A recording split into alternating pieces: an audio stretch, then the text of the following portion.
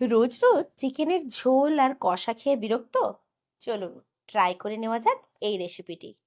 ভীষণ সুন্দর স্বাদের একটি রেসিপি এবং খুব সহজ একটি রেসিপি। প্রথমেই বলে রাখি, এটি আমি নিজের মতো করে বানিয়েছি। 500 গ্রাম চিকেন খুব ভালো করে ধুয়ে নিয়ে তার মধ্যে নুন, লেবুর রস, হলুদ, গোলমরিচ গুঁড়ো, টক দই এবং 1 চামচ মতো আদা রসুন বাটা দিয়ে আমি খুব ভালোভাবে মাখিয়ে কিছুক্ষণের জন্য রেখে দিয়েছিলাম।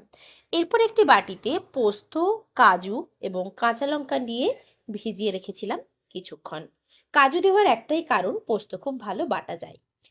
তেলের মধ্যে গরম মশলা ফোড়ন দিয়ে তাতে কুচো করে রাখা পেঁয়াজ ভালো করে ভেজে নিলাম।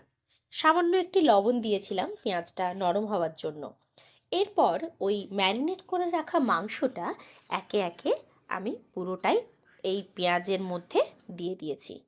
মাংসটা পুরোটা ওর মধ্যে দিয়ে একটু নাড়াচাড়া করে নিয়েছি।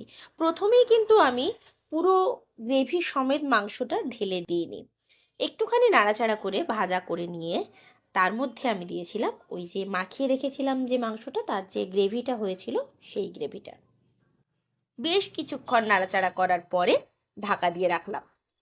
মিনিট 10 পরে ঢাকা খুলে ওই কাজু, পোস্ত আর কাঁচা লঙ্কা বাটার যে পেস্টটা, সেটা খুব ভালো করে মিশিয়ে নিলাম। খুব ভালো করে দেখলে বুঝতে পারবেন আমার মাংসটা একটু তলার দিকে লেগে যাচ্ছিল, মানে মশলাটা। এক্ষেত্রে ভয় পাওয়ার কোনো কারণ নেই, কেননা কাজু যেহেতু দেওয়া আছে, পোস্ত কাজু, ওই জন্য একটুখানি হয়তো নিচের দিকে লেগে যাচ্ছিল। অসুবিধে নেই কিছু। হ্যাঁ, রান্নাটায় খুব বেশি জল ব্যবহার করবেন না। আমি কিন্তু জল ওই যে বাটিটাই দেখলেন পোস্ত বাটা রেখেছিলাম, ওই বাটিটা ধুয়েই তার 1 বাটি জল দিয়েছিলাম।